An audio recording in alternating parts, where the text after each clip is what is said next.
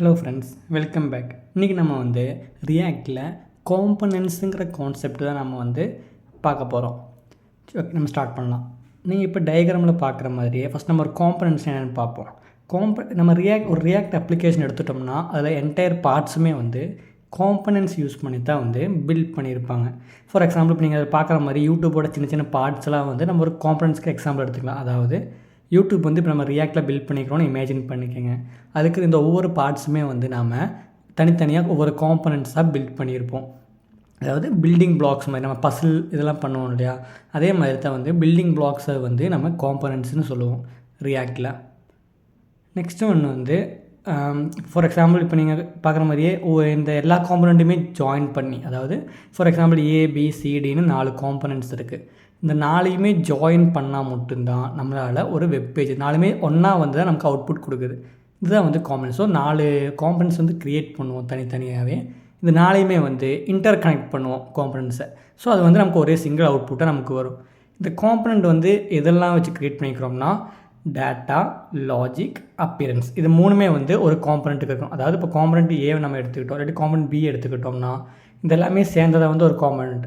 So ஒரு காம்பனண்ட்டுக்குள்ளே தனியாக data வச்சுக்கலாம், தனியாக லாஜிக் போட்டுக்கலாம். லாஜிக்னால் நம்ம கோடிங் சொல்லுவோம் இல்லை, பிஸ்னஸ் லாஜிக்னு சொல்லுவோம். அதாவது நம்ம கோடு ப்ரோக்ராம் ஜாவா ஸ்கிரிப்டாக இருக்கலாம். நம்ம அஃப்கோர்ஸ் ஜாவா ஸ்கிரிப்டை யூஸ் பண்ண போகிறோம். ஸோ ஜாவா ஸ்கிரிப்ட் வச்சு நான் எக்ஸாம்பிள் சொல்கிறேன். நான் ஒரு ஜாவா ஸ்கிரிப்ட் கோட் ஸ்னிப்பெட் உங்களுக்கு ஸ்க்ரீனில் தெரியும். ஒரு ஜாவா தான் ரியாக்டோட ஸ்னிப்பெட். ஸோ இந்த ரியாக்டில் என்ன இருக்குதுன்னா காம்பனன்ட்ஸ் இருக்குது, டேட்டா இருக்குது, அப்பியரன்ஸ் இருக்குது இல்லையா. இது எல்லாமே சேர்ந்தால் நம்ம ரியாக்ட்னு சொல்லுவோம், அதாவது ஒரு காம்பனன்ட்னு சொல்லுவோம். நெக்ஸ்ட்டு காம்ப்ளெக்ஸான க்ரியேட் பண்ணுறதுக்காக காம்ப்ளெக்ஸான யூஐஸ் நம்ம பில்ட் பண்ணுறதுக்காக கம்பைன் பண்ணோம் எல்லாத்தையுமே. ஃபார் எக்ஸாம்பிள் இப்போ அந்த யூடியூப்ஸ் நம்ம பார்த்தோம் இல்லையா, அது பார்ட்டாக இருந்துச்சு. இதெல்லாமே ஒன்றா ஜாயின் பண்ண மட்டும்தான் நமக்கு ஒரு லே அவுட்டாக வரும். அதுதான் காம்பனன்ட்ஸ். ஓகே, இப்போ நம்ம ஃபைனலாக என்னென்ன கோடிங்கோட பார்க்கலாம். காம்பனன்ட்ஸ் எப்படி பில்ட் பண்ணுறது எல்லாமே இப்போ நம்ம கோடிங்கோட பார்க்கலாம். ஓகே, இப்போ நம்ம லாஸ்ட்டாக விட்ட டாபிக்ஸ்லாம் நம்ம இப்போ இருக்கோம். இப்போ நான் என்ன பண்ண போகிறேன்னா, இங்கே காம்பனன்ட் க்ரியேட் பண்ணிக்கணும் இல்லையா, மெயின் காம்பனன்ட்னு பார்த்தோம். இந்த ஆப்புங்கிற காம்பனன்ட் இங்கிருந்து வருது. இந்த ஆப்புங்கிற காம்பனன்ட் தான் இங்கிருந்து உங்களுக்கு தெரியறவங்களுக்காக 2 செக்ஷனாக ஸ்பிட் பண்ணியிருக்கேன். லெஃப்ட் செக்ஷன் அப்புறம் ரைட் செக்ஷன். ஸோ உங்களுக்கு நான் இங்கே நடக்க சேஞ்சஸ் உங்களுக்கு அங்கேயே பார்க்க முடியும். ஃபார் எக்ஸாம்பிள் பார்த்தீங்கன்னா ஆப் காம்பனன்ட் பார்த்தீங்களா, உங்களுக்கு நம்ம இங்கே பண்ணுற சேஞ்சஸ் உங்களுக்கு ரைட் சைடு தெரியறதுக்காக தான் நான் ஸ்பிட் பண்ணியிருக்கேன். நெக்ஸ்ட் நம்ம என்ன பண்ண போகிறோம்னு பார்க்கலாம். இப்போ நான் காம்பனன்ட்ஸ் என்னென்னு பார்க்க போகிறோம். இப்போ ஆப் டாட் ஜேஎஸ்னு ஒரு காம்பனன்ட்னு பார்த்தோம். ஃபர்ஸ்ட் இதெல்லாம் டெலிட் பண்ணிடுறேன். ஆப் டாட் ஜேஎஸ் தென் டெஸ்ட் இண்டெக்ஸ் லாகோ எல்லாமே டெலிட் பண்ணிடுறேன். இப்போதைக்கு நமக்கு பார்த்தீங்கன்னா ஒரு எரர் வந்திருக்கு. என்ன எரர்? ஓகே, அதாவது இண்டெக்ஸ் டாட் ஜேஎஸ்ல ஆப் இம்போர்ட் பண்ணியிருக்கிறோம் இல்லையா, அதனால அங்கே எரர் வந்திருக்கு. இப்போ நம்ம என்ன பண்ண போறோம்னா, இந்த ஆப்புங்கிற காம்பனன்ட் நம்ம இங்கேயே கிரியேட் பண்ணோம். ஏன்னா இப்போ நம்ம ஒரே ஸ்க்ரீன்ல எல்லாமே கிரியேட் பண்ணி உங்களுக்கு காமிக்கிறேன். அதுக்கப்புறம் நம்ம தனித்தனியாக செப்பரேட்டாக கிரியேட் பண்ணோம். அப்போ உங்களுக்கு ஒரு அண்டர்ஸ்டாண்டிங் இருக்கும். நான் இங்கேயே ஒரு ஃபங்க்ஷன் கிரியேட் பண்ணுறேன், ஒரு காம்பனன்ட் கிரியேட் பண்ணுறோம், ஒரு ஃபங்க்ஷன் இங்கேயே நான் கிரியேட் பண்ணுறேன். ஃபங்க்ஷன் இந்த ஃபங்க்ஷனுக்கு ஒரு நேம் போட்டுக்கலாம். ஃபார் எக்ஸாம்பிள்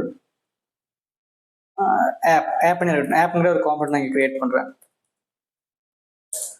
ஆப்னர் காம்பனன்ட் இங்கே கிரியேட் பண்ணுறேன். பார்த்தீங்கன்னா வந்திருக்கு. இப்போ எரர்லாம் போயிடுச்சு. ஏன்னா ஆப்னர் காம்பனன்ட் இங்கே நம்ம இம்போர்ட் பண்ணியிருக்கனால தான் வந்திருக்கு. நான் என்ன சொல்கிறேன்னா, ஆப்புக்குள்ள ரிட்டர்ன் ஒரு H1 ரிட்டர்ன் பண்ணுறோம். ஒரு H1 உங்களுக்கு ரிட்டர்ன் பண்ணுறேன். இதுக்குள்ள என்ன இருக்குதுன்னா ஆப் காம்பனன்ட் பார்த்தீங்க இல்லையா. இப்போ ஆப் காம்பனன்ட் இருக்குது. எதனால இங்கே அவுட்புட் வருதுன்னா, நம்ம இந்த காம்பனன்ட் இது நம்ம ஒரு காம்பனண்ட்டை சேஞ்ச் பண்ணியிருக்கோம். இதனால் எப்படி சேஞ்ச் பண்ணிக்கிறோம்னா, இங்கே ரிட்டர்னுக்குள்ள நம்ம HTML பாஸ் பண்ணுறோம் இல்லையா. ஸோ இது ஒரு காம்பனன்ட். ஓகேவா. இப்போ நீங்கள் பார்த்தீங்கன்னா இங்கே நம்ம ஆப்பை இம்போர்ட் பண்ணியிருக்கோம். அதனால தான் எனக்கு ஆயிருக்கு. நான் இதுக்குள்ளேயே மல்டிபிள் ஆப்ஸ் இம்போர்ட் பண்ண முடியுமான்னு பார்க்கலாம். இன்னொன்று ஆப்பை இம்போர்ட் பண்ணுறேன். பார்த்தீங்க இல்லையா. ஸோ ஒரு காம்பனன்ட் நம்ம ஒரு டைம் கிரியேட் பண்ணிட்டோம்னா அது மல்டிபிள் டைம்ஸ் நம்ம யூஸ் பண்ணிகிட்டே இருக்கலாம். கிளியராக இருக்கு இல்லையா உங்களுக்கு. இதை காம்பனன்ட்ஸோட பேசிக் ஸ்ட்ரக்சர். ஸோ இந்த ஒரு காம்பனன்ட் நம்ம எங்கே மவுண்ட் பண்ணியிருக்கோம், இங்கே மவுண்ட் பண்ணியிருக்கோம். நெக்ஸ்ட் இன்னொரு நான் காம்பனன்ட் கிரியேட் பண்றேன். ஃபங்க்ஷன் காம்பனன்ட் நேம் எப்பவுமே கேப்ஸ்ல ஸ்டார்ட் பண்ணணும். செகண்ட் ஆப் கேமல் கேஸ்னு சொல்லுவது. இந்த கேமல் கேஸ் என்னன்னு நம்ம ஜாவா டுட்டோரியல்ல எக்ஸ்பிளைன் பண்ணியிருக்கோம். இப்போ ஒரு ஃபங்க்ஷன் கிரியேட் பண்ணிருக்கேன். அதோட நேம் செகண்ட் ஆப்னு கிரியேட் பண்ணியிருக்கேன். இதையும் நான் ரிட்டர்ன் கொடுக்குறேன்.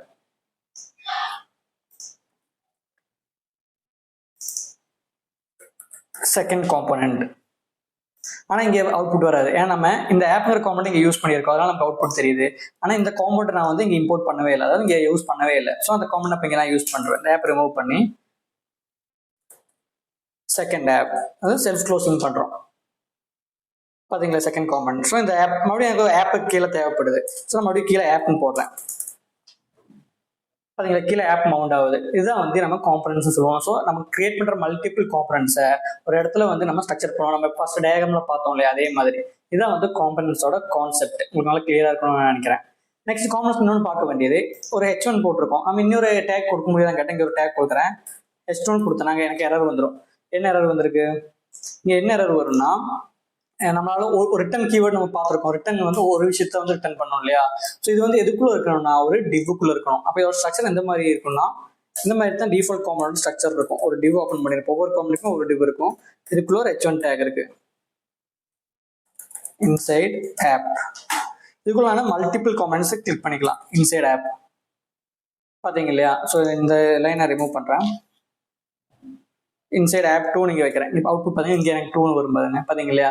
ஸோ ஒரு டிவ்வுக்குள்ள, அதாவது ஒரு ஒப்ஜெக்ட்டுக்குள்ள மல்டிபிள் இருக்கலாம். ஏன்னா நம்ம பார்த்துருக்கோம் ஜாவா ஸ்கிரிப்ட்லேயே. இங்கே ரிட்டன் கீவேர்டு வந்து ஒரு ஃபங்க்ஷனல் ஜாவா ஸ்கிரிப்ட்ல ரிட்டன் கீவேர்டு வந்து ஒரு விஷயத்தை மட்டும் தான் ரிட்டன் பண்ணும். ஸோ அந்த ரிட்டன் பண்ணுறது வந்து இந்த டிவை மட்டும் தான் ரிட்டன் பண்ணுது. ஸோ டிவ்வுக்குள்ள மல்டிபிள்ஸ் இருக்கலாம், அது வந்து எரர் வராது நம்மளுக்கு. அங்கே கிளியராக இருக்கு இல்லையா உங்களுக்கு. இதை வந்து காம்பனன்ட்ஸோட பேசிக் ஸ்ட்ரக்சர். நம்ம நெக்ஸ்ட் வந்து எப்படி செப்பரேட்டாக காம்பனன்ட் கிரியேட் பண்ணுறது நம்ம பார்ப்போம். இப்போ நான் சேம் ஒரு காம்பனன்ட் கிரியேட் பண்ணுறேன், ஒரு நியூ ஃபைல் கிரியேட் பண்ணுறேன், SRCக்குள்ள நியூ ஃபைல் கிரியேட் பண்ணுறேன், app.js. இந்த app.jsக்குள்ள இந்த ஃபைல்ஸ் எல்லாமே நான் இம்போர்ட் பண்ணுறேன். கட் பண்ணி app.jsலேருந்து பேஸ்ட் பண்ணுறேன். ஓகேவா. நெக்ஸ்ட் இந்த காம்பனன்ட் நான் இங்கே மவுண்ட் பண்ண போகிறேன் இல்லையா. இங்கே ஆப்ல காம்பனன்ட் இங்கே மவுண்ட் பண்ண போகிறேன். இதெல்லாம் ரிமூவ் பண்ணுறேன். செகண்ட் காம்பனன்ட் எல்லாமே ரிமூவ் பண்ணுறேன் உங்களுக்கு தெரியறதுக்காக. நெக்ஸ்ட் நான் வந்து இங்கே இம்போர்ட் பண்ணணும். ஆப்ங்கிற இம்போர்ட் பண்ணாதான் எனக்கு இந்த எரர் போய் எனக்கு யூஸ் பண்ண முடியும் இல்லையா. ஸோ ஒரு விஷயத்தை நம்ம இம்போர்ட் பண்ணணும். நீங்கள் ரியல் வேர்ல்டில் யோசிச்சு பாருங்க. நம்ம ஏதாச்சும் ஒரு விஷயத்தை நீங்கள் ஃபார் எக்ஸாம்பிள் ஒரு லெட்டர் சென்ட் பண்ணுறீங்க உங்கள் ஃப்ரெண்டுக்கு. அப்படி நீங்கள் என்ன பண்ணணும், அந்த லெட்டர் வந்து ஃபர்ஸ்ட் போஸ்ட் பண்ணணும், அதாவது எக்ஸ்போர்ட் பண்ணணும் இல்லையா. அதே கான்செப்ட் நம்ம இங்கே வந்து ஃபர்ஸ்ட் எக்ஸ்போர்ட் பண்ணணும். ஸோ ஒரு காம்பனண்ட்டை எப்படி எக்ஸ்போர்ட் பண்ணுறதுன்னா, எக்ஸ்போர்ட்டுங்கிற கீவேர்டு யூஸ் பண்ணி எக்ஸ்போர்ட் டிஃபால்ட் காம்பனண்ட், அதாவது ஃபங்க்ஷன் நேம். காம்பனண்ட் நேம் வந்து ஆப் தானே.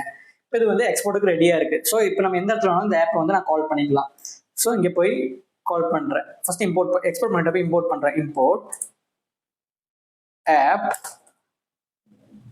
From app.